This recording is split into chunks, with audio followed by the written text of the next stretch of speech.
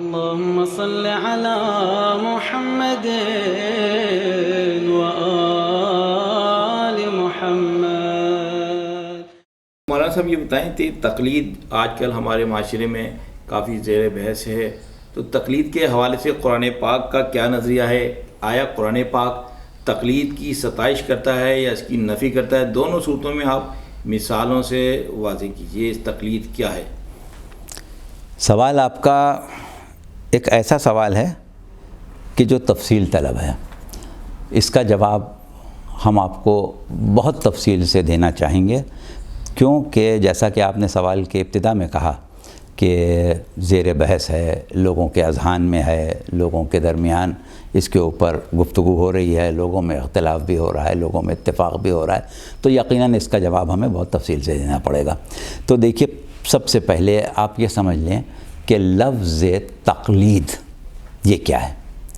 تقلید اسی طرح بنا جیسے تصویر، تشہیر، تائید، یہ اس کو ہم عربی میں کہتے ہیں باب تفعیل، اور یہ باب تفعیل کا مصدر ہے۔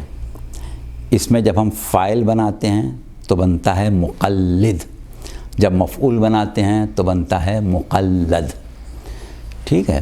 اچھا، اب اس کی علم صرف کے اعتبار سے تھوڑی سی ہم نے وضاحت کر دی۔ اب آپ آئیں، تقلید کا لفظ جو ہے وہ اپنے ایک لغوی معنی رکھتا ہے، اور تقلید کا لفظ اپنے ایک فقہی معنی بھی رکھتا ہے۔ لغوی معنی الگ ہیں، فقہی معنی الگ ہیں۔ مسئلہ جو اتنا پیدا ہوتا ہے، جو لوگ پریشان ہوتے ہیں، وہ اس لیے کہ فقہی معنوں کو اور لغوی معنوں کو ملا دیا جاتا ہے، دونوں میں واضح فرق لوگوں تک نہیں پہنچا ہے۔ اچھا، تو اب پہلے آپ آئیں، قرآن کی بات ہو رہی ہے تو ظاہر ہمیں قرآن سے ہی بات کرنا ہے۔ قرآن میں لفظ تقلید کے اگر ہم لغوی معنی لیں تو ظاہر ہے کہ بنیادی طور پر قرآن کی تفسیر کا جو اصول ہے وہ یہی ہے کہ آپ کو پہلے لغوی معنی لینا پڑتے ہیں۔ لغوی معنوں کے علاوہ اگر آپ کوئی معنی لینا چاہتے ہیں تو اس کے لیے پھر دیکھنا پڑتا ہے کہ کوئی ایسا قرینہ ہے کہ ہم وہ معنی لیں، اگر وہ قرینہ نہیں ہے تو وہ معنی نہیں لیے جاتے۔ یہ بھی ایک ذیلی بات ہے جو ہم نے آپ کو بتا دی۔ اب آپ اور آگے بڑھیں۔ قرآن میں جو کچھ بھی لغوی معنوں میں گفتگو ہوئی ہے اس کو ہم الگ سمجھائیں گے، اور جو بات فقہی معنوں میں ہوئی ہے اس کو ہم الگ سمجھائیں گے، کیونکہ دونوں جگہ بالکل الگ الگ باتیں ہیں، ایک جیسی نہیں ہیں۔ دونوں پر ایک کا قیاس نہیں کیا جا سکتا، دونوں کو ہمیں الگ الگ کر کے دیکھنا پڑے گا۔ تو اب پہلی چیز آپ کی سمجھ میں آ گئی۔ دوسری چیز جو ہے وہ یہ ہے کہ قرآن جو ہے وہ ہمارے عقیدے کے مطابق، ہمارے نظریات کے مطابق تنہا کافی نہیں ہے۔ ہم جب قرآن کو سمجھنے جاتے ہیں، قرآن پر تفہیم کرنے جاتے ہیں، قرآن پر غور کرنے جاتے ہیں، تو ہم یہ جانتے ہیں کہ عہد رسالت میں قرآن 23 سال میں تھوڑا تھوڑا نازل ہوا ہے۔ پہلے دن پورا قرآن نہیں نازل ہو گیا تھا۔ تو وہ ذات کہ جو ایک دینی معاشرہ بنا رہی تھی، وہ ذات کہ جو ایک دین کی تفہیم، دین کی تفسیر، دین کی تعلیم دے رہی تھی، وہ ذات سرکار رسالت صلی اللہ علیہ وآلہ وسلم تھے۔ قرآن تو پہلے دن پورا نہیں نازل ہو گیا تھا، رسول کی تعلیم تھی، اور 23 سال میں تھوڑا کر کے نازل ہوا۔ تو اب قرآن کو سمجھنے کے لیے ہمیں تعلیم کتاب و حکمت کی ضرورت ہے، لہٰذا عہد رسالت میں بھی نہ صرف قرآن کافی تھا اور نہ ہی پورا قرآن موجود تھا۔ رسول کی وفات کے قریب جا کے کہیں قرآن پورا ہوا ہے، تو شروع میں تو قرآن پورا نہیں تھا نا، رسول تھے۔ اصل چیز رسول ہے، نہ کہ اصل چیز قرآن ہے۔ اب قرآن کو اگر رسول تنہا چھوڑ جاتے امت کے درمیان تو ہمارے لیے سوائے قرآن کے اور کوئی چیز ایسی نہیں ہوتی کہ جس سے ہم قرآن کی تفہیم میں مدد لیں۔ لیکن پروردگار عالم کے طے شدہ انتظام کے تحت سرکار رسالت جب دنیا سے گئے تو انی تارکن فیکم الثقلین کہہ کے گئے، کتاب اللہ و عترتی اہل بیتی کہہ کے گئے۔ تو اب ایسی صورت میں ہم اگر یہ چاہیں کہ صرف قرآن سے اپنا دین حاصل کر لیں، تو اس کا مطلب یہ کہ جو اللہ اور رسول نے قرآن کے ساتھ ایک دوسری چیز شامل کی ہے اس کو ہم نظر انداز کر رہے ہیں، اور ظاہر نظر انداز کریں گے تو مکمل طور سے ہم نہیں سمجھ سکیں گے۔ لہٰذا یہ کہنے والا کہ قرآن کی روشنی میں بتائیں، اس کے ذہن میں یہ ہم بتائیں گے قرآن کی روشنی میں، لیکن اس کے ذہن میں یہ بات ہونا چاہیے کہ قرآن کی روشنی کو حاصل کرنے کے لیے ہمیں اس علم کی روشنی چاہیے جو تعلیم کتاب و حکمت کی روشنی ہے۔ تو یہ بھی نقطہ اپنے ذہن میں رکھیے گا۔ اس کے بعد اور آگے بڑھیں۔ اب دیکھیے اس کے بعد یہ ہے کہ ہم یہ دیکھتے ہیں کہ قرآن کی تعلیمات میں سب کچھ ہے، یعنی قرآن نے ہم کو وہ علوم بھی عطا کیے ہیں جن کا تعلق عقل سے ہے، اور وہ علوم بھی عطا کیے ہیں کہ جن کا تعلق نقل سے ہے، یعنی ایک سے سن کے آگے بڑھانا۔ قرآن میں قصص انبیاء ہیں، انبیاء کے قصے قرآن میں لکھے ہوئے ہیں، تو کیا انبیاء کے قصے جو لکھے ہوئے ہیں اس پر آپ اس معاملے میں تو غور کر سکتے ہیں کہ بھئی اللہ نے اس کو قرآن میں کیوں رکھا، لیکن آپ یہ غور کریں کہ جناب موسیٰ شعیب کے یہاں کیوں گئے تھے، یا جناب موسیٰ کی شادی شعیب کی بیٹی کے ساتھ کیوں ہوئی، یہ تو آپ کے غور کرنے کی بات نہیں ہے، یہ صرف سمجھنے کی، سننے کی، لینے کی بات ہے۔ تو قرآن میں اللہ نے جب آپ کو عقائد اور نظریات کو سمجھنے کا حکم دیا، عقائد اور نظریات کو اختیار کرنے کا حکم دیا، تو بار بار کہا کہ غور کرو، غور کرو، غور کرو، عقل سے کام لو، عقل سے کام لو، سوچتے کیوں نہیں، کیا تمہارے دلوں پر قفل لگ گئے ہیں؟ یعنی عقیدے کے معاملے میں، دین کے معاملے میں ہمیشہ غور و فکر کی دعوت دی، سوچنے کی دعوت کی، سمجھنے کی دعوت کی، بغیر سوچے سمجھے دین کو اختیار کرنے سے منع کیا۔ اور یہی وہ چیز ہے کہ جس کو ہم قرآن میں دیکھتے ہیں کہ قرآن نے تقلید آبا سے منع کیا، اور یہ ہمارا اصول ہے دین کا کہ اگر ہم یہ عقیدہ رکھتے ہیں کہ اللہ ایک ہے، اللہ وحدہ لا شریک ہے، تو ہم اپنی دلیل سے رکھتے ہیں، نہ اس لیے کہ باپ نے بتایا تھا یا دادی نے بتایا تھا یا استاد نے بتایا تھا، اس لیے ہم اللہ کو ایک نہیں مانتے، ہم تفکر کے ذریعے یہ نتیجہ نکالتے ہیں کہ اللہ ایک ہے۔ تو یہ شے جو ہے یہاں پر عقائد اور نظریات کا جہاں معاملہ ہے، وہاں تقلید کے لغوی معنی کیا ہیں؟ تقلید کے لغوی معنی کسی کی اطاعت کرنا، کسی کا اتباع کرنا، کسی کی بات قبول کر لینا بغیر اپنی عقل استعمال کیے۔ تو جہاں عقائد و نظریات کی بات ہے وہاں تقلید سے سختی سے منع کیا گیا۔ آپ کے پاس اپنا عقیدہ ہونا چاہیے، آپ کے پاس اپنی دلیل ہونا چاہیے، آپ دین کو خود سمجھیں۔ باقاعدہ اعلان کر دیا لا اکراہ فی الدین، دین میں کوئی جبر نہیں ہے، نہ جبر سے قبول کرو، نہ کسی کی دیکھا دیکھی قبول کرو، اپنی عقل سے قبول کرو، سمجھ کے قبول کرو، غور کر کے قبول کرو، تعقل کر کے قبول کرو۔ تو یہ ہے دین کی روح، جہاں پر عقائد و نظریات کی تعمیر قرآن کرا رہا ہے وہاں غور کرو، عقل سے کام لو، غور کرو، عقل سے کام لو، یہ بات ہو رہی ہے۔ وہاں تقلید کرنے کو منع کیا جا رہا ہے۔ تو قرآن کا مزاج کیا ہوا کہ جہاں عقیدہ چاہیے وہاں فکر کرو، غور کرو، وہاں کسی کی پیروی نہیں کرنا ہے، وہاں کسی کے پیچھے نہیں چلنا ہے، وہاں کسی سے نہیں لینا ہے، وہاں تمہیں خود معاملے کو سمجھنا ہے، حق تک پہنچنا ہے اور اپنی عقل سے پہنچنا ہے۔ تو یہ ہوا اسلوب قرآن عقائد و نظریات کے بارے میں۔ اچھا، اب قرآن میں سب کچھ ہے، صرف عقائد و نظریات تو نہیں ہے، جیسا بھی ہم نے کہا بھئی انبیاء کے قصے بھی ہیں، احکامات بھی ہیں، نماز بھی ہے، روزہ بھی ہے، حج بھی ہے، زکوٰۃ بھی ہے، نکاح بھی ہے، شادی بیاہ بھی ہے، معاشرتی اصول بھی ہیں، سبھی کچھ ہے نا قرآن میں۔ اب آپ جب آ گئے ایک مرتبہ دین کی تفہیم کی منزل سے گزر گئے، دین کی حقانیت کا آپ نے اپنی عقل سے یقین کر لیا، دین کو آپ نے اپنی عقل سے قبول کر لیا، اللہ کو آپ نے اپنی عقل سے وحدہ لا شریک مانا، رسول کو آپ نے اپنی عقل سے اللہ کا بھیجا ہوا رسول مانا، یہاں تک آپ کو کسی کی تقلید نہیں کرنا ہے، کسی کے بتانے سے نہیں ماننا ہے۔ اب آپ آ گئے دین پر عمل کے معاملے میں۔ اب جب دین پر عمل کرنا ہے تو کیا کرنا ہے؟ اب وہاں رسول نے کیا کہا؟ فاتبعونی، وہاں نہیں کہا عقل سے کام لو، وہاں کا میرا اتباع کرو، جیسے میں نماز پڑھتا ہوں ویسے نماز پڑھو، جیسے میں حج کروں ویسے حج کرو، جیسے میں روزہ رکھوں ویسے روزہ رکھو، جیسے میں معاشرتی امور کو انجام دوں ویسے انجام دو۔ اب تمہارا اسوہ ہے، وہاں اللہ غور کرنے کی بات نہیں کر رہا ہے، فکر کرنے کی بات نہیں کر رہا ہے، تعقل کرنے کی بات نہیں کر رہا ہے، وہاں کہہ رہا ہے اسوہ رسول کو دیکھو، جو رسول دے دے وہ لے لو، وما آتاکم الرسول فخذوہ وما نہاکم عنہ فانتہوا، دے دے لے لو، روک دے رک جاؤ، یہ نہیں پوچھو کیوں۔ اب تم کو کوئی حق نہیں ہے کہ تم اللہ کی شریعت میں اپنی عقل ڈالو، اللہ کی شریعت کی حقانیت اپنی عقل سے سمجھو، لیکن اللہ کی شریعت میں اپنی عقلی رائے جو ہے وہ تمہیں دینے کا قطعاً حق نہیں ہے، تمہیں وہی ماننا ہے جو رسول کہہ رہا ہے۔ اطیعوا اللہ و اطیعوا الرسول و اولی الامر منکم جب ہم پڑھتے ہیں تو عام لوگ اولی الامر سے مراد بادشاہ لے لیتے ہیں، سردار لے لیتے ہیں، کچھ بھی لے لیتے ہیں، لیکن ہمارے عقیدے میں اطیعوا اللہ جب ہم کہتے ہیں اللہ کی اطاعت کرو، تو اطاعت کیا ہوتی ہے؟ کوئی حکم دیا جائے اس کو مان لو، جس چیز سے روکا جائے اس سے رک جاؤ۔ تو اللہ کہیں اپنے بندوں کو روکتا ہے، حکم دیتا ہے؟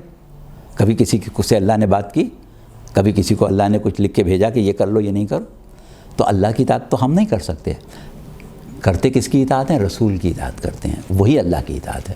اسی طریقے سے اللہ نے اپنی اطاعت کے لیے کیا کہا؟ اطیعوا اللہ، اور اس کے بعد جب رسول کی بات آئی تو کیا کہا؟ اطیعوا الرسول و اولی الامر، ایک مرتبہ اطیعوا کہا، رسول اور اولی الامر۔ تو جانے جیسے رسول کی اطاعت کرو ویسے اولی الامر کی اطاعت کرو، جو وہ کہے وہ کر لو، جو وہ دے دے وہ لے لو، جس سے رک جائے اس سے رک جاؤ۔ وہاں یہ نہیں پوچھنا ہے تمہیں کہ یا رسول اللہ ظہر کی 4 کیوں پڑھیں، یا رسول اللہ ہم روزہ رمضان میں کیوں رکھیں، ربیع الاول میں کیوں نہ رکھ لیں، حج ہم اس میں کیوں کریں، ذی الحجہ میں کیوں کریں، ہم کیوں نہ رجب میں کر لیں۔ بھئی وہ آپ کو پوچھنا ہی، آپ کہیں وہ کیا فرق پڑتا ہے، اب آپ عقل سے کہیں بھئی اب آپ عقلاً سمجھائیں کہ صاحب ربیع الاول میں حج کر لیں گے تو کیا فرق پڑے گا، ذی الحجہ میں حج کریں گے تو کیا فرق پڑے گا، کیا افادیت میں کمی آ جائے گی؟ تو سوال یہ کہ افادیت کی یہاں بات نہیں ہے، یہاں ہے اتباع۔ یہ وہ مفہوم تقلید ہے کہ جو ہم کو عمل میں، جو ہم کو معاملات میں، جو ہم کو دین اور شریعت کی قبولیت میں اس مقام پر دینا ہے جہاں ہمیں اس کا اتباع اور اطاعت کی منزل پر لانا ہے۔ تو یہ معاملہ ایک قرآن کا اسلوب الگ ہے، وہ قرآن کا اسلوب الگ ہے۔ یہ نہیں کہ جہاں لفظ تقلید آیا قرآن کا ایک ہی اسلوب ہے، قرآن کا اسلوب دونوں جگہ الگ الگ ہے۔ اب یہ ایک بات آپ کے ذہن میں واضح ہو گئی۔ اب ہم تھوڑی سے کچھ اور نکات آپ کے توجہ کے لیے پیش کرتے ہیں کہ صورت یہ ہوتی ہے کہ پروردگار عالم نے جب ایک مرتبہ آپ کو اپنے دین کی دعوت دے دی، دین کی دعوت دی جاتی ہے، وہاں آپ کو غور کرنا ہوتا ہے، احکام کا حکم دیا جاتا ہے، وہاں آپ کو اطاعت کرنا ہوتی۔ تو ہمیشہ دین میں اور احکام میں فرق سمجھیں، دونوں کو ایک جگہ نہ رکھ دیں۔ دین میں آپ کو غور کرنا ہے، فکر کرنا ہے، وہاں آپ کو تقلید سے منع کیا گیا، لیکن احکام میں سر تسلیم خم کرنا ہے۔ اسلام کے معنی کیا ہیں؟ تسلیم کر لینا، قبول کر لینا۔ جب جو حکم آئے گا اس کو آپ کو بلا چون چرا قبول کرنا پڑے گا، اور جب دین کی حقانیت کی بات آئے گی تو آپ کو عقل کو استعمال کرنا پڑے گا۔ یہ چیز واضح ہو گئی۔ اب قرآن میں ایسی بہت سی آیتیں ہیں، جیسے بھی ہم نے پڑھی، سورہ حشر کی آیت پڑھی یا سورہ نساء کی آیت پڑھی، یا اسی طریقے سے سورہ توبہ میں کہا یا ایھا الذین آمنوا اتقوا اللہ وکونوا مع الصادقین، سچوں کے ساتھ ہو جاؤ۔ سچوں کی حقانیت تمہیں عقل سے سمجھنا ہے، لیکن جب ان کے موقف پر آؤ گے تو تمہیں اپنی عقل کی نہیں استعمال کرنا ہے، ان کے موقف کو استعمال کرنا ہے، ان کے موقف کو قبول کرنا ہے۔ تو اس اعتبار سے پہلے تو آپ تقلید کا یہ مطلب سمجھ لیں۔ اچھا، اب اس کے بعد تھوڑے سے نکات ہم اور پیش کریں گے۔ سوال یہ ہے کہ قرآن نے آپ کو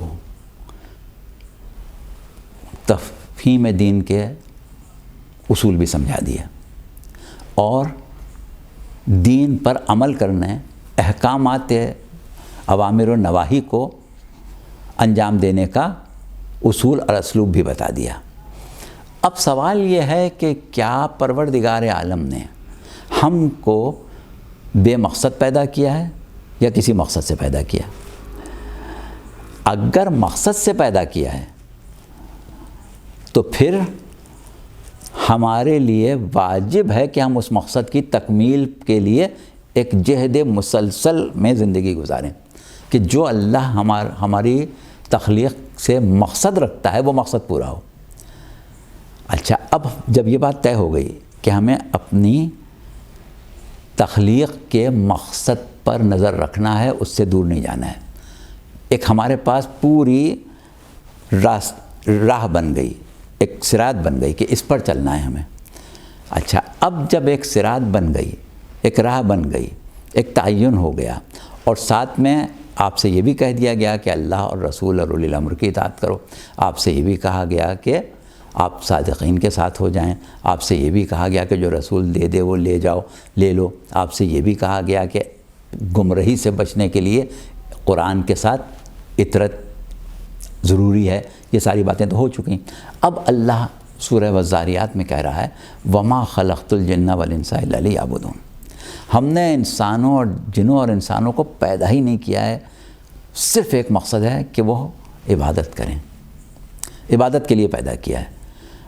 اب عبادت کے لیے یہ نہیں کہا اللہ نے کہ ہم نے جن مقاصد کے لیے پیدا کیا ہے اس میں ایک عبادت بھی ہے، یہ نہیں کہا کہ جن مقاصد کے لیے پیدا کیا ہے اس میں سب سے اہم عبادت ہے، الا کچھ بھی نہیں ہے سوائے عبادت کے۔ تو اب جب صرف عبادت کے لیے پیدا کیا ہے تو کیا ہمارا طریقہ زندگی ایسا ہو کہ جس میں ہم عبادت سے باہر چلے جائیں؟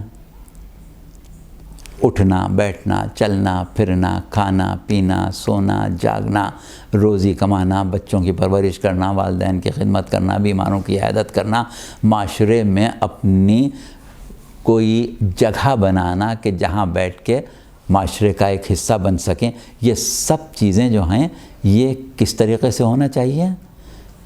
اس طرح ہونا چاہیے کہ آپ اس کو عبادت کے زمرے میں شامل کر سکیں۔ اگر عبادت کے زمرے سے نکل گیا تو پھر آپ مقصد سے باہر چلے جائیں گے۔ اچھا، تو اب جب ہمارا اٹھنا، بیٹھنا، چلنا، پھرنا، کھانا، پینا، ہر شے اللہ کی عبادت ہو تو وہ عبادت کب ہوگا؟ کہ جب عین مشیت پروردگار عالم کے مطابق ہو۔ اللہ کی مشیت سے ہٹ کے ہوگا، اس کی شریعت سے ہٹ کے ہوگا تو عبادت نہیں ہوگا، اس کی شریعت کے مطابق ہوگا تو عبادت ہوگا۔ تو اب اگر یہ بات طے ہو گئی کہ ہمیں صرف اور صرف اللہ کی شریعت پر ہی عمل کرنا ہے، اس کی مشیت پر ہی باقی رہنا ہے، ایک لمحے بھر کے لیے بھی اس سے ادھر ادھر نہیں ہونا ہے، تو کیا یہ ضروری نہیں ہے کہ ہمیں اس بات کا علم ہو کہ کھائیں تو کیسے کھائیں، کیا کھائیں، کیا نہ کھائیں، پئیں تو کیا پئیں، کیا نہ پئیں، کیسے پئیں، اٹھیں تو کیسے اٹھیں، بیٹھیں تو کیسے بیٹھیں، سوئیں تو کیسے سوئیں، جاگیں تو کیسے جاگیں، بچوں کی پرورش کریں تو کیسے کریں، ماں باپ کی خدمت کریں تو کیسے کریں، معاشرے میں رفع عام کے کام کریں تو کیسے کریں، عبادات انجام دیں تو کیسے کریں، سفر میں نماز کیسے پڑھیں، حضر میں نماز کیسے پڑھیں، اختیار میں نماز کیسے پڑھیں، بیماری میں نماز کیسے پڑھیں، صحت میں نماز کیسے پڑھیں، روزہ کیسے رکھیں، حج کیسے کریں، یہ سب چیزیں ہمیں سوائے اللہ کی مرضی کے اور تو کوئی راستہ نہیں چاہیے نا، صرف اللہ کی مرضی چاہیے۔ تو اگر ہمارے اندر یہ استعداد علمی موجود ہے کہ ہم ہر معاملے میں اللہ کی مشیت کو سمجھتے ہیں، ہر معاملے میں اللہ کی مرضی کو جانتے ہیں، تو پھر ہمارے لیے واجب ہے کہ ہم خود ذاتی طور پر اپنی زندگی ایسے گزاریں کہ ہم اپنے ہر عمل کو قربتاً اللہ کہہ کے انجام دے سکیں، جو انجام دیں ہم یہ کہہ کے انجام دیں کہ یہ قربتاً اللہ ہے۔ اتنی آپ میں علمی استعداد ہے تو بے شک آپ ایسا کریں، ضروری یہی ہے کہ ایسی ہی زندگی گزاریں کہ ہر بات آپ کو معلوم ہو کہ میں نے اتنا سفر طے کیا تو مجھے نماز کیسے پڑھنا ہے، میں نے پیر میں میرے تکلیف ہے تو مجھے نماز کیسے پڑھنا ہے، میں جسم سے نجاست کو دور نہیں کر سکتا ہوں تو میرے لیے کیا حکم ہے خدا کا؟ ایک ایک بات آپ کو معلوم ہونا چاہیے. اگر نہیں معلوم ہے تو پھر آپ اپنے مقصد تخلیق کو پورا نہیں کر سکتے. تو جب مقصد تخلیق کو پورا کرنے کے لیے ہمیں ہر لمحے اللہ کی مشیت کو دیکھنا ہے، ہر لمحے اللہ کی مشیت پر چلنا ہے، تو ضروری ہے کہ ہم قرآن سے، حدیث سے، تعلیمات اہل بیت سے اتنے زیادہ واقف ہوں کہ ہمیں ہر عمل کے کرنے کے بعد یہ یقین ہو جائے کہ اللہ یہی چاہتا تھا، اس کے علاوہ کچھ نہیں چاہتا تھا. اور یقین کا مطلب عقلی یقین، یہ نہیں کہ ہمارا جو دل چاہتا ہم نے کہا بس اللہ یہی چاہتا. ایسے نہیں، آپ ثابت کریں کہ اللہ یہی چاہتا تب وہ بات بنے جائے، ایسے نہیں بنے گی. تو اب ایسی صورت میں ضروری ہوا کہ ہر انسان پیدا ہوا ہے عبادت کے لیے، ہر انسان پیدا ہوا ہے حصول تقرب کے لیے، ہر انسان پیدا ہوا ہے معرفت خداوندی کے لیے، ہر انسان پیدا ہوا ہے تزکیہ نفس کے لیے، ہر انسان پیدا ہوا ہے سالمیت قلب کے لیے، ہر انسان پیدا ہوا ہے بالیدگی روح کے لیے، ہر انسان پیدا ہوا ہے کمال عقل کے لیے، ہر انسان پیدا ہوا ہے کمال مقام تقرب کے لیے. تو کیا ہر انسان میں یہ استعداد ہے کہ اس مقصد کو پورا کر لے؟ اگر ہر انسان میں یہ استعداد نہیں ہے تو پھر واجب ہو گیا کہ یہ استعداد پیدا کرے. اب معاشرہ جو ہے وہ کامیاب معاشرہ اس وقت ہوتا ہے کہ جب معاشرے میں ہر کردار ادا کرنے والے افراد موجود ہوں. اب واجب تو سب پر ہے کہ مقصد حیات کو پورا کریں. تو اگر سب علم دین سیکھنا شروع کر دیں تو باقی شعبے جو ہیں حیات کے وہ کہاں جائیں گے؟ طبیب کہاں سے ملیں گے؟ انجینئر کہاں سے ملیں گے؟ منصف کہاں سے ملیں گے؟ کسان کہاں سے ملے گا؟ مزدور کہاں سے ملیں گے؟ وکیل کہاں سے ملیں گے؟ معلمین کہاں سے ملیں گے؟ تو یہ تو بھی آپ کو ملیں گے نہیں اگر سب کے سب علم دین سیکھنے چلے جائیں. اس کا بھی حل پروردگار عالم نے قرآن میں ہی دیا ہے. قرآن کے باہر نہیں جائیں آپ. یہ تو ہم نے ایک ذیلی بات کہی تھی کہ قرآن سے باہر آپ کو تعلیمات اہل بیت دیکھنا ہے، صرف قرآن پر نہیں جانا ہے. لیکن جو چیزیں قرآن سے سامنے آ رہی ہیں وہ ہم آپ کو بیان کر کے بتائے دیتے ہیں. اب قرآن میں آپ چلے جائیں، سورہ توبہ کی آیت ہے 122. اب ویسے تو ہم وہ آیت بھی پڑھ دیں لیکن پہلے ترجمہ سن لیں تاکہ آپ کے ذہن نشین ہو جائے. آیت ہم نے نوٹ کر کے آپ کے لیے سامنے رکھی ہوئی، ہم پڑھ کے سنا سکتے ہیں لیکن پہلے آپ ترجمہ سنیں اور بات کو سمجھیں. آیت تو گھر جا کے بھی پڑھ لیں گے. پروردگار کہہ رہا ہے کہ یہ بات مناسب نہیں ہے کہ سب مومنین جہاد کے لیے نکل کھڑے ہوں. ہر جماعت میں ایک گروہ کوچ نہیں کرتا تاکہ دین کی معرفت یعنی علم دین حاصل کرے اور علم دین یعنی کما حق حاصل کرے، حاصل کر کے اپنی قوم کی طرف پلٹے اور انہیں نظارت کرے. دین پر عمل کی جو تنبیہ ہے، نظارت سے مطلب دین پر عمل کی تنبیہ یعنی خوف خدا دلائے. تو اب تفہیم احکامات کی تعلیم دے. تو اب یہ کیوں ضروری ہوا کہ اللہ نے کہا کہ بھئی ہم نہیں چاہتے کہ تمہارے معاشرے کو درہم برہم کر دیں. تم کسان بن کے رہنا چاہتے ہو، کسان بن کے رہو. تم مزدور بن کے رہنا چاہتے ہو، مزدور بن کے رہو. تم ڈاکٹر بن کے، طبیب بن کے زندگی گزارنا چاہتے ہو، گزارو. انجینئر بن کے گزارو. لیکن اتنا دین کا علم تمہارے پاس ہونا چاہیے ہر لمحے، کیونکہ حالات بدلتے رہتے ہیں، انقلابات آتے رہتے ہیں، زمانہ بدلتا رہتا ہے. انسان کی مشاہدات اور کیفیات، زندگی کی کیفیات، بھئی جوانی میں انسان کو عمل کچھ اور طریقے سے کرنا تھا، بڑھاپے میں کچھ اور کرنا، بچپن میں کچھ اور کرنا تھا. تو حالات کے لحاظ سے ہمیشہ احکامات بدلتے جاتے ہیں. تو یا تو آپ کے پاس اتنا علم ہوتا جو کہ نہیں ہے، آپ ہیں مزدور، آپ ہیں کسان، آپ ہیں ڈاکٹر، آپ ہیں انجینئر، آپ ہیں منصف، آپ ہیں ٹیچر، آپ کچھ اور شعبہ زندگی سے تعلق رکھتے ہیں، آپ ہیں تاجر. تو اب اتنا علم آپ کے پاس نہیں ہے اور نہ آپ حاصل کر سکتے ہیں. تو اب کیا کریں؟ یہ بات تو آپ پر ضروری ہے کہ آپ کو تکمیل عقل کرنا ہے. یہ تو ضروری ہے کہ آپ کو بالیدگی روح حاصل کرنا ہے. یہ تو ضروری ہے کہ آپ کو تزکیہ نفس کرنا ہے. یہ تو ضروری ہے کہ آپ کو واجبات صحیح طریقے سے ادا کرنا ہے. تو اب کیا کریں؟ اب کیا کریں؟ تو اب یہ جو قرآن حکم دے رہا ہے، ہم نے کہا نا کہ ایک فقہی مفہوم ہے. فقہی مفہوم یہ ہے کہ جو احکامات شرعیہ تم خود قرآن سے، حدیث سے، تعلیمات اہل بیت سے، تبلیغات پیغمبر اسلام سے اخذ نہیں کر سکتے، استنباط نہیں کر سکتے، اس کے لیے ایک گروہ تیار کرو. وہ گروہ تعلیم لے، دین کو سیکھے، دین میں تفہیم کرے، دین کو صحیح معنوں میں عمل پیرا ہونے کا طریقہ اس کے پاس ہو جائے، وہ حاصل کر لے. اس کے بعد اس کی قوم جو ہے وہ اس سے لے. یہ ہے تقلید فقہی. تو تقلید فقہی کو قرآن زور دے رہا ہے، تقلید فقہی کرو. تقلید عقائد کرنے کو منع کر رہا ہے. تقلید فقہی تو یہ قرآن حکم دے رہا ہے. ابھی ہم نے آیت کے نشان بھی بتا دیا اور آیت کا ترجمہ بھی بتا دیا. یہ ہے تقلید کا فقہی مفہوم، کہ تقلید کا فقہی مفہوم جو ہے اس کو آپ تقلید کے عقائدی مفہوم میں ٹھوک کے اس سے لوگوں کو گمراہ نہ کریں. عقائد والا مفہوم الگ ہے، عمل والا مفہوم الگ ہے، مقصد حیات والا مفہوم الگ ہے، اور تفہیم دین والا مفہوم بالکل الگ ہے. اچھا، اب یہ تو باتیں آپ کی سمجھ میں آ گئیں. اچھا، اب کچھ باتیں ہم اور بتا دیں.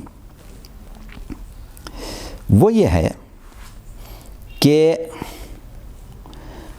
یہ جو فقہی مفہوم ہے اس میں بھی کسی غلط فہمی کی ضرورت نہیں ہے. یہ کوئی پیری مریدی نہیں ہے، یہ کوئی ماتحتی نہیں ہے، یہ کسی کی فکر کے زیر اثر آنے کا نام نہیں ہے، بلکہ یہ اللہ کا اور بندے کا تعلق ہے. مقلد اور مقلد کا کوئی رشتہ اس معنوں میں نہیں ہے، براہ راست کوئی رشتہ نہیں ہے. رشتہ یہ ہے کہ اس کو سیکھنا ہے، اس سے لینا ہے، اس سے پوچھنا ہے. قرآن میں باقاعدہ کہا گیا فاسألوا اہل الذکر، فاسألوا اہل الذکر ان کنتم لا تعلمون. اگر تم نہیں جانتے ہو تو اہل ذکر سے پوچھو. تو یہاں پر تقلید والی بات نہیں کی گئی ہے، پوچھنے کی بات کی گئی ہے. اہل ذکر سے پوچھو. جو لوگ کہتے ہیں کہ نہیں تم کو اللہ نے عقل دیا، خود سوچو، ارے بھائی فاسألوا اہل ذکر کیا بیکار ہے آیت؟ صاحبان ذکر سے پوچھو بیکار ہے؟ وہ قرآن میں نہیں ہے، کہیں باہر ہے. وہ بھی قرآن کی آیت ہے. بھئی جو تم نہیں جانتے وہ پوچھو. فاسألوا اہل ذکر ان کنتم لا تعلمون. جو چیز تم نہیں جانتے وہ اہل ذکر سے پوچھو. تو یہاں پر تقلید کی مخالفت ہے، جس کو آپ کہہ رہے ہیں نا کہ اللہ نے تقلید کو منع کیا ہے. قرآن مجید میں کیا ہے؟ قرآن مجید میں تقلید کا حکم دیا جا رہا ہے، فاسألوا اہل ذکر، فاسألوا اہل ذکر ان کنتم لا تعلمون. تو اب وہاں پر کیا ہے کہ ہر شخص کے لیے، کیونکہ سیکھنا ہے، پوچھنا ہے، تو یہ سیکھنا اور پوچھنا جو ہے یہ خود تقاضۂ عقل ہے، بے عقلی نہیں ہے. لوگ تقلید کو بے عقلی کہہ کے پیش کر رہے ہیں. تقلید عقل ہے، حصول علم عقل ہے. علم عقل کا رزق ہے. اگر عقل کو رزق نہیں ملے گا تو عقل کیسے کام کرے گی؟ ایک شخص کو آپ علم نہ دیں، چاہے وہ کتنا ہی عقل مند ہو، اس کو آپ میڈیکل سائنس نہ پڑھائیں، اس سے کہیں میرا علاج کر دو، کر دے گا؟ آپ کہیں بھائی تم تو اتنے عقل مند ہو، علاج نہیں کر سکتے، تو وہ کہے گا بھائی عقل مند تو ہوں مگر علم طب تھوڑی سیکھا ہے. ایک شخص بہت عقل مند ہے، آپ اس سے کہیں بھائی میرا مکان بنا دو، میرے مقدمے کی پیروی کر دو، تم بڑے عقل مند. وہ کہا بھائی مقدمے کی پیروی کرنے کے لیے قانون کا علم چاہیے. عقل تو ہے لیکن عقل کا چراغ علم ہے، علم کے بغیر عقل کچھ بھی نہیں. تو عقل کے ساتھ جہل کو اس کا ضد قرار دے کے پیش کیا گیا ہے کہ جہاں جہل ہوگی وہاں عقل کام نہیں کرے گی. پیغمبر اسلام نے خاص طور سے کہا کہ بھائی عقل وہ شے اللہ نے تمہیں دی ہے کہ جو کبھی دھوکہ کھاتی ہی نہیں. جو چیز دھوکہ کھاتی ہے وہ جہل کھاتا ہے، عقل نہیں کھاتی. تو جہل سے نکلنا عقل کا تقاضا ہے، اور تقلید جو ہے وہ حصول علم ہے، علم کو لینا ہے، اور یہ عین تقاضۂ عقل ہے. اچھا، یہاں تک بات آ گئی. اب ایک بات آپ اور بتائیں، وہ یہ ہے کہ ہم اگر اپنے معاشرے کو دیکھیں اور انسان کی فطرت کو دیکھیں اور دین کی حقانیت کو دیکھیں تو ہم یہ دیکھتے ہیں کہ دین جو ہے وہ کس طرح مرتب ہو رہا ہے. هو الذی بعث فی الامیین رسولا منہم یتلو علیہم آیاتہ ویزکیہم ویعلمہم الکتاب والحکمہ. تزکیہ نفس کون کر رہا ہے؟ رسول. کتاب و حکمت کی تعلیم کون دے رہا ہے؟ رسول. تو آپ کا رسول سے تعلق جو ہے وہ اولا بالتصرف کا ہے اور معلم اور طالب علم کا ہے. بعد رسول یہ چیز نفوس رسول کی طرف چلی گئی، اہل بیت کی طرف چلی گئی. اب اہل بیت کو دنیا نے ان کا مقام نہیں دیا، مرکز سے ہٹا دیا، مصیبتوں میں مبتلا رکھا، زندانوں میں رکھا، قتل کیا، سب کچھ کیا. اتنا ان کے خلاف ہوئے کہ آخری حجت کو غیبت میں جانا پڑ گیا. اور اللہ اگر غیبت میں نہ لے جاتا، آج بھی آ جائیں تو قتل کر دیے جائیں.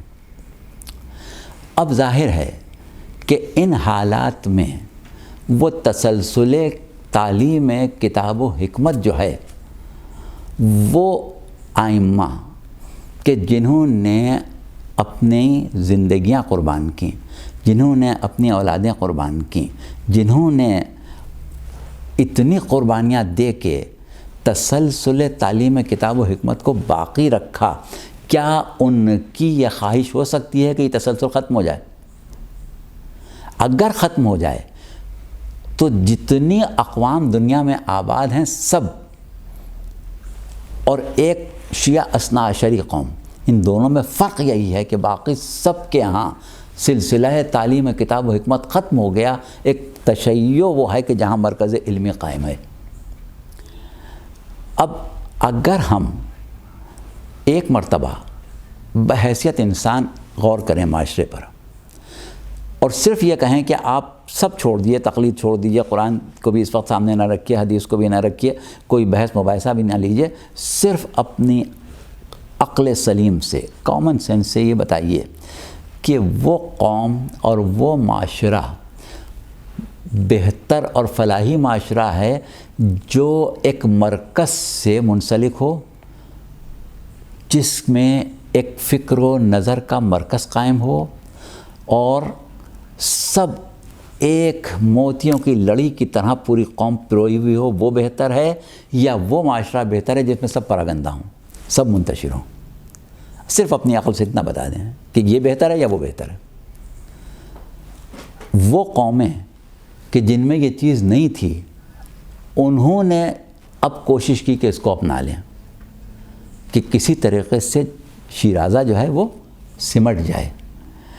شیعہ دشمن عناصر جو بڑے شاطر ہیں، ایک عرصے سے اس بات کا مشاہدہ کر رہے تھے کہ ہم نے اس قوم کو تباہ کرنے کے لیے دنیا کے سارے وسائل استعمال کیے، کوئی جتن نہیں چھوڑا، چاہے وہ پروپیگنڈا ہو، چاہے وہ دہشت گردی ہو، چاہے وہ ظلم ہو، چاہے وہ زندان ہو، چاہے وہ قتل ہو، کچھ بھی ہو، ہم نے سب کچھ کیا. لیکن یہ قوم اپنی جگہ باقی رہی. اس کی وجہ کیا ہے؟ تو وہ شاطران قوم، شاطران انسانیت کا لفظ استعمال ہی نہیں کر سکتے، شیاطین نے بہت سوچنے سمجھنے کے بعد، سر جوڑ کے بیٹھنے کے بعد ایک نتیجہ نکالا. کہا بھائی شیعہ قوم میں 3 چیزیں ہیں جس نے ان کو منظم بھی رکھا ہے، جس نے ان کو زندہ رکھا ہے، اور جس نے ان میں قوت بقا اور قوت حیات باقی رکھی ہے، جو باقی کسی قوم میں نہیں ہے. وہ 3 چیزیں کیا ہیں؟ ایک عزاداری سید الشہداء ہے، ایک حیات اور غیبت و ظہور امام معصوم ہے، اور ایک اجتہاد و تقلید کا پورا نظام ہے. اگر ان 3 نظاموں کو توڑ دیا جائے، ان 3 چیزوں سے ان کو الگ کر دیا جائے، تو پھر یہ تتر بتر ہو جائیں گے. پھر ہم ان کو جس طرح چاہیں اپنے قابو میں کر سکتے ہیں۔ لہٰذا انہوں نے ان 3 چیزوں پر حملہ کیا۔ پہلا حملہ عزائے سید الشہداء پر کیا، اور عزاداری کی اصلاح کے نام سے، تعقل کے نام سے، دیگر چیزوں کے نام سے شکوک و شبہات پیدا کرنا شروع کیے۔ یہ راوی جھوٹا ہے، یہ حدیث غلط ہے، یہ غالیوں کی پیداوار ہے، یہ زیارت کے جملے تحریف کے ہیں، تاکہ لوگوں میں وہ مانیں یا نہ مانیں اشتباہات پیدا ہو جائیں۔ ہم نے خود ایک صاحب کے قول کو ایک عالم سے نقل کرتے ہوئے سنا کہ وہ یہ کہہ رہے تھے کہ میں ان لوگوں میں سے تھا کہ جو مجالس میں مصائب میں بہت گریا کرتا تھا، لیکن اب جو بھی روایت میں سنتا ہوں مجھے یاد آتا ہے کہ مجھ سے تو کہا گیا تھا کہ یہ راوی ضعیف ہے، مجھے تو یہ کہا گیا تھا، مجھے تو کیا ہوا کہ پہلا کام آپ نے یہ کیا کہ ایسے لوگ پیدا کیے کہ جو اس قسم کے مصائب پڑھیں کہ جن کو عقل قبول نہ کرے، جن کو دین قبول نہ کرے، جن کو شریعت قبول نہ کرے، جن کو تشیع قبول نہ کرے، اور آہستہ آہستہ آپ کو عزاداری سے دور کرنا شروع کر دیا۔ دوسرا کام کیا کیا کہ کسی طریقے سے یہ غیبت و ظہور امام جو ہے اس کو مشکوک کر دو۔ عام مسلمان جو ہیں ان کا عقیدہ یہ ہے، جو امام مہدی کو مانتے ہیں، کہ امام مہدی پیدا ہوں گے، ابھی پیدا نہیں ہوئے۔ اس کا مطلب کیا؟ نہ ان کے حیات کے قائل، نہ ان کی غیبت کے قائل، نہ ان کے ظہور کے قائل، پیدائش کو ہی ظہور سمجھتے ہیں۔ اچھا، اب ہمارا وہ مذہب ہے کہ جو اسرار و رموز غیبت بھی سمجھتا ہے، اسرار و رموز ظہور بھی سمجھتا تھا، اور اسرار و رموز حیات حجت خدا بھی سمجھتا تھا۔ لہٰذا آپ کو ایک کام یہ دیا گیا کہ ولادت کا نام ظہور رکھ دیا گیا۔ ظہور امام حسین ہو رہا ہے، ظہور امیر المومنین ہو رہا ہے، ظہور امام زمانہ ہو رہا ہے۔ کیا ہوا کہ اب ولادت باسعادت جو تھی وہ ظہور بن گئی۔ اب جب چند نسلیں گزر جائیں گی تو آپ ظہور میں اور ولادت میں فرق بھول جائیں گے۔ ظہور کا تصور ولادت بنا دیا، جب ظہور کا تصور ولادت بنا دیا تو جب آپ کہیں گے کہ 12ویں امام کا ظہور نہیں ہوا، اس کا 12ویں امام نہیں پیدا ہوا، ظہور تو پیدا ہونے کو کہتے ہیں نا، نہیں پیدا ہوا، تو کیا ہوا؟ عام لوگوں کے صف میں جا کے کھڑے ہو گئے نا۔ اب آپ کے لیے ظہور جو ہے وہ جاء الحق و زہق الباطل و ان الباطل کان زہوقا نہیں رہ گیا، ولادت باسعادت ہو گئی۔ آج ظہور امام حسین کی تاریخ ہے، آج ظہور امام سجاد کی تاریخ ہے، اب تو سب کا ظہور ہو رہا ہے نا۔ تو جب آپ کہیں گے آج ظہور امام زمانہ ہو رہا ہے تو کہنے پیدا ہو رہے ہیں۔ تو آپ کا یہ تصور ظہور جو تھا، جاء الحق و زہق الباطل و ان الباطل کان زہوقا جو تھا، اس کو ختم کر کے ولادت بنا دیا۔ آپ بہت خوشی سے دوڑ گئے، سب نے پرچوں میں لکھنا شروع کر دیا، اشتہار میں لکھنا کر دیا، ظہور پر نور امام زمانہ مبارک، ظہور پر نور امام حسین مبارک، ظہور پر نور امام حسن مبارک۔ بھائی یہ ظہور کب ہے؟ یہ ولادت ہے۔ ظہور ہماری ایک خاص اصطلاح ہے جس میں امامت کا نور تمام ہونا ہے، جس میں توحید کا نور مکمل ہونا ہے۔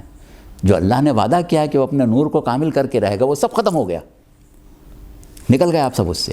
اب یہ تیسری چیز جو تھی، اس کے لیے آپ نے ٹولے بیان بنائے کہ ارے عقل سے کام لو، ارے تقلید کیا چیز ہوتی ہے، ارے یہ کیا ہوتا ہے، ارے وہ کیا ہوتا ہے، ارے تقلید میں تو تم کسی کے غلام ہو کے رہتے ہو، ارے تقلید کیا چیز ہے، اللہ نے قرآن میں عقل سے کام لینے کا حکم دیا ہے، اللہ نے تقلید کا حکم ہی کم دیا ہے، دکھاؤ قرآن میں کہاں لکھا ہے تقلید کرو۔ ابھی کہاں لکھا ہے؟ ہم نے دکھا دیا نا، کہاں لکھا ہے تقلید کرو؟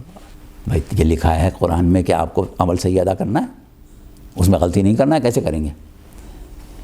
تو سورہ توبہ میں واضح طور پر لکھا ہے۔ پھر اب آپ آ جائیں کہ قرآن کو سمجھنے کے لیے تو اہل بیت ہی چاہیے نا۔ اب اہل بیت نے قرآن کو سمجھایا، ہر زمانے کے ادوار سے سمجھایا۔ ہمارے پاس ائمہ کے جو ادوار ہیں اس کو ہم نے مختلف حالات کے اعتبار سے تقسیم کیا ہے۔ جیسے امام حسن امام حسین کا دور ہے، اس کو عہد حسنین کہتے ہیں۔ امام باقر علیہ السلام امام صادق علیہ السلام کا دور ہے، اس کو ہم عہد حسنین کہتے ہیں۔ امام علی نقی علیہ السلام امام حسن عسکری علیہ السلام کا ہے، جس کو ہم عہد عسکریین کہتے ہیں۔ عہد عسکریین ہمارا وہ ہے کہ جس کے بعد غیبت کبریٰ ہونے والی تھی، لہٰذا اس عہد میں غیبت کبریٰ کی پوری تیاری کی گئی اور پورے احکامات غیبت کبریٰ کے آپ کو عہد عسکریین میں مل جائیں گے۔ اب بہت مشہور وصیت ہے امام حسن عسکری کی، مشہور حدیث ہے امام زمانہ کی، ہدایت ہے، اس کو آپ ہدایت کہیں، اس کو آپ وصیت کہیں۔ امام زمانہ کی ہدایت ہے، امام حسن عسکری علیہ السلام کی وصیت ہے، وہ آپ لوگوں کو سب کو یاد ہے، ہم اس کو دہرا نہیں رہے ہیں۔ اس کا لب لباب کیا ہے کہ غیبت امام میں تم ان افراد سے دین کو لو کہ جو دل میں خوف خدا رکھتے ہیں، جو دین کی تفہیم کے قابل ہیں، ان کی پوری صفات بیان کی گئی۔ ہم اپنے الفاظ میں بیان کریں، امام کی حدیث نہیں بیان کریں، ہم سب کو یاد ہے۔ اور اس کے بعد آپ نے ایک خاص جملہ کہا کہ وہ میری طرف سے تمہارے اوپر حجت ہیں اور میں اللہ کی طرف سے ان پر حجت ہوں۔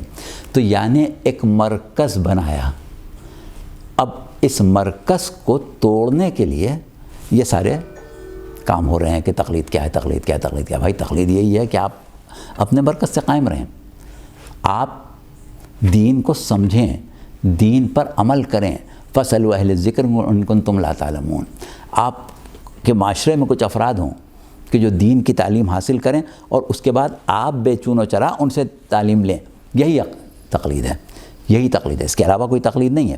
اب یہ جو شیعہ دشمن عناصر کی سازشیں تھیں وہ ہم نے آپ کو بہت واضح طور پر بتا دیں، اور یہ پوری مہم جو چل رہی ہے وہ آپ سب کے سامنے ہے، کوئی یہ نہیں ہے کہ خالی ہم نے دیکھی، اور تمام بنیادیں جو تھیں تشیع کی مضبوطی کی، اس کو توڑا جا رہا ہے۔ اب آپ دیکھیں کہ وہ مذاہب جن میں حقانیت نہیں تھی، قادیانی مذہب نے اپنا حساب کتاب مرکزیت قائم کر کے ایک خلیفہ مقرر کر کے مرکزیت قائم کی۔ جو ہمارے تشیع کے فرقے اثنا عشری کے علاوہ ہیں، بہت کم ہیں، افرادی طاقت کم ہے، لیکن مرکزیت کی وجہ سے ان میں ایک زندگی کی لہر موجود ہے۔ اسماعیلیوں کو، آغا خانیوں کو دیکھ لیں، کیونکہ ان کے پاس دین ایمان سب رخصت ہو گیا ہے، لیکن صرف ایک مرکزیت ہے جس نے ان کو مضبوط کیا ہوا ہے۔ آپ بہرا فرقے کو دیکھ لیں، ان کے پاس مرکزیت ہے۔ تو اثنا عشری کیونکہ سب سے بڑی جماعت تھی، سب سے بڑی افرادی طاقت تھی، اور آج آپ دیکھ رہے ہیں کہ دنیا کی نظریں شیعہ مراجع کی طرف ہیں۔ ابھی آپ نے دیکھا کہ روحانی پیشوا کیتھولک کا شیعہ کے پاس آیا۔ یہ آج کا پروگرام نہیں تھا، یہ خدا جانے 50 سال پرانا پروگرام تھا کہ 60 سال پرانا پروگرام تھا، لیکن یہاں تک پہنچنے سے پہلے دوسرے عوامل سرگرم ہو گئے کہ قبل اس کے کہ مرجعیت کے سامنے دنیا جھکے، تم شیعوں کو مرجعیت سے ہی نکال لو، تقلید سے ہی تم ان کا پیچھا چھڑا دو۔ تو یہ بڑی سرگرم عمل قوتیں ہیں جو کام کر رہی ہیں تاکہ آپ تقلید کو چھوڑ دیں، تقلید سے الگ ہو جائیں، شیرازہ منتشر ہو جائے اور آپ اسی طرح زندگی گزاریں جیسے دیگر قومیں گزار رہی ہیں۔ وہ جو ایک تشیع کی زندہ زندگی ہے اس سے آپ کو نکالا جا رہا ہے۔ یہ سوال کرنے والا کہاں سے لایا، کیوں لایا، کس نے دیا، کیوں بنا یہ سوال، یہ ہم کیوں کہ دنیا کو دیکھ رہے ہیں، ہمارے ہاتھ دنیا کی نبضوں پر ہیں، اس لیے ہم جانتے ہیں۔ سوال چھوٹا سا تھا لیکن اس کا 1 گھنٹے کا جواب دینے کا مقصد کیا ہے؟ اس لیے کہ ہم اس نبض پر ہاتھ رکھ کے بیٹھے ہوئے ہیں جو ان فتنوں کا سبب بن رہی ہے۔ تو لہٰذا آج کی حد تک ہم اپنے گفتگو کو یہاں پر تمام کر رہے ہیں اور اپنے ناظرین سے اجازت طلب کر رہے ہیں۔